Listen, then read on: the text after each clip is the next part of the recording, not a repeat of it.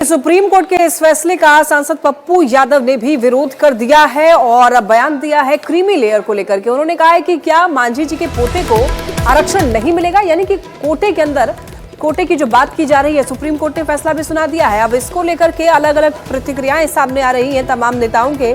पप्पू यादव ने भी बयान दिया है क्रीमी लेयर को लेकर। उन्होंने कहा है कि उन्होंने पूछा है सवाल, क्या मांझी जी के पोते को आरक्षण नहीं मिलेगा।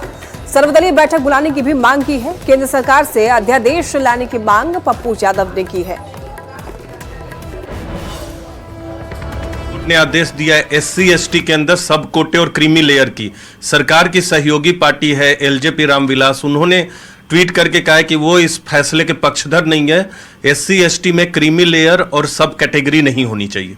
तो कैसे देख रहे हैं? बिल्कुल बिल्कुल, देखिए क्रीमी लेयर ओबीसी में है जी। हाँ, मेरा मानना है कि तय कौन करेगा। आपने तो कह दिया, कल के दिन इसका भी राजनीतिकरण हो जाए।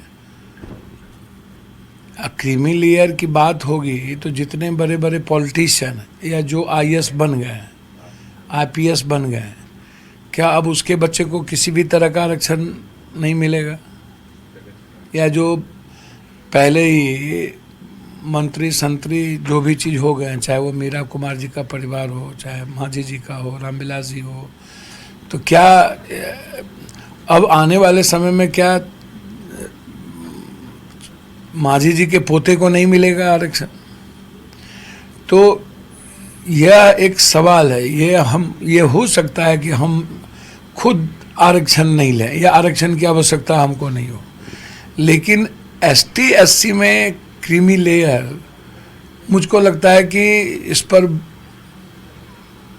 सभी पार्टी के नेताओं को विचार करके ही कोई कदम उठाना चाहिए और जरूरत हो तो अध्यादेश भी लाना चाहिए।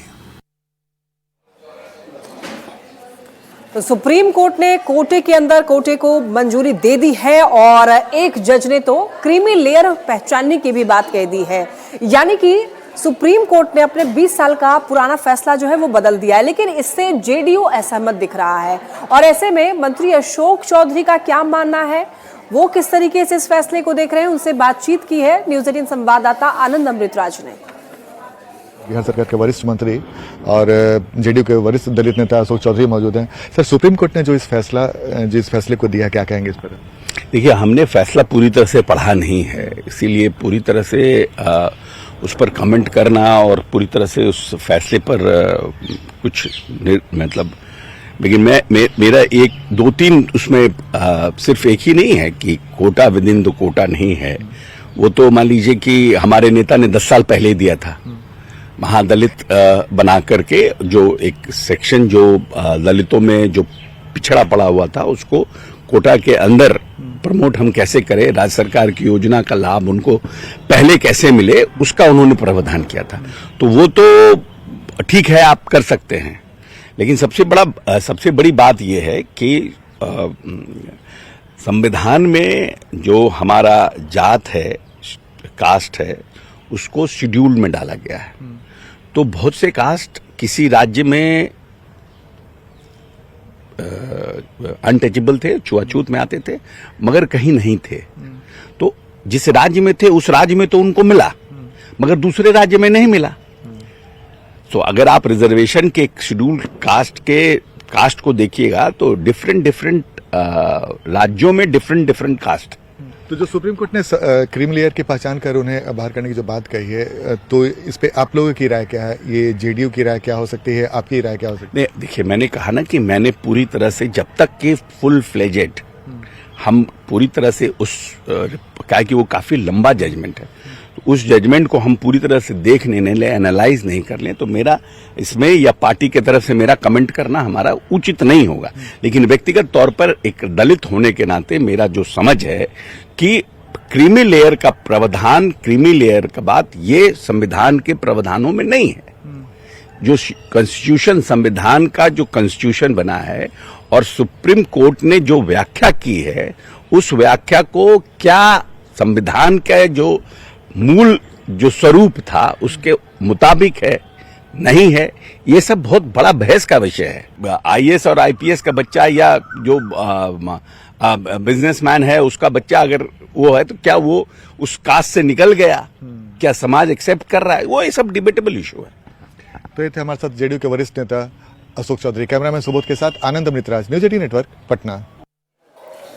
सुप्रीम कोर्ट ने कोटे के अंदर कोटे की मंजूरी दे दी है। क्रीमी लेयर की भी बात कर दी गई है, यानी कि क्रीमी लेयर पहचानने का अब हक होगा सरकार को। और ऐसे में अब तमाम प्रतिक्रियाएं सामने आ रही हैं। देखिए, जज का तो ये भी कहना है कि जो ज्यादा पिछड़े लोग हैं, यानी कि जो ज्यादा जरूरतमंद हैं, उनको आरक्षण दिया जाएगा, और जो क्रीमी लेयर है, जिनको आरक्षण देने की जरूरत नहीं है, उनको नहीं मिलेगा।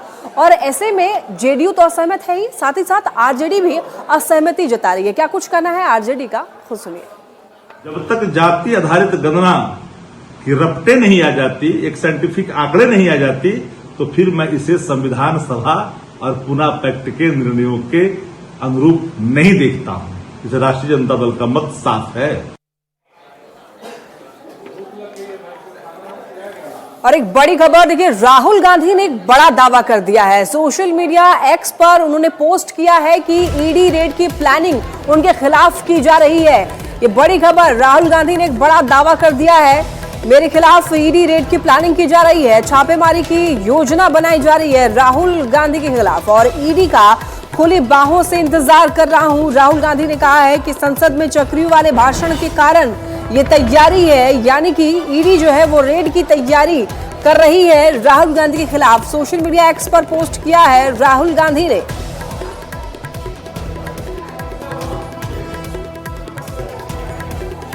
राहुल गांधी ने कहा है कि मेरे खिलाफ ईडी रेड की प्लानिंग की जा रही है। ये बड़ी खबर, देखिए, उन्होंने जो ट्वीट किया है वो भी आपको दिखा रहे हैं। उन्होंने लिखा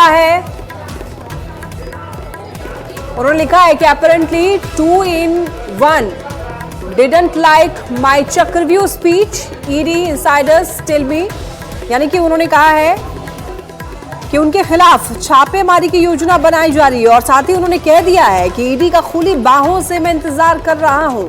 सोशल मीडिया पर जो उन्होंने पोस्ट किया है वो भी तस्वीर आपको दिखा रहे हैं।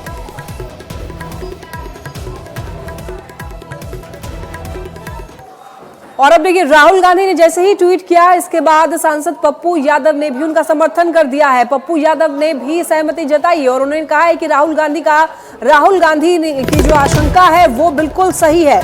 सरकार का रवैया सही नहीं है, पीएम की सोच संवैधानिक और लोकतांत्रिक नहीं है। पप्पू यादव ने भी राहुल गांधी के पोस्ट पर कहा है कि सरकार का रवैया संवैधानिक नहीं है।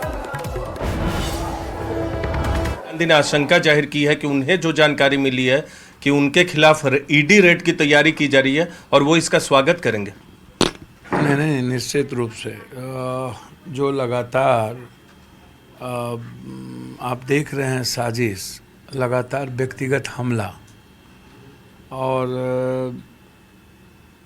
अनुराग ठाकुर के ट्वीट को बयान को ट्वीट करना, तो एक निजी हमला ही है ना।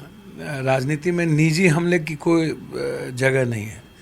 चाहे कोई प्रधानमंत्री जी पर कोई निजी हमला करे वो भी जगह नहीं है, विपक्ष के नेता पर या किसी पर हमला करता वो भी जगह नहीं है।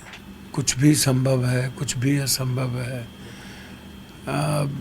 मरता क्या नहीं करता। 3 बार उनका एक ही लक्ष्य था कि हम 3 बार के प्रधानमंत्री की गिनती में, श्रृंखला में हम आ जाएं। उसके बाद इनका बिल्कुल जो तरीके हैं, सोच हैं, वो बिल्कुल बहुत डेमोक्रेटिक नहीं है, बहुत संवैधानिक नहीं है, लोकतांत्रिक नहीं है। तो डर और शंका सबको बनी रहेगी, और बिना किसी तथ्य के, बिना किसी जानकारी के राहुल गांधी जी ट्वीट तो किए नहीं होंगे।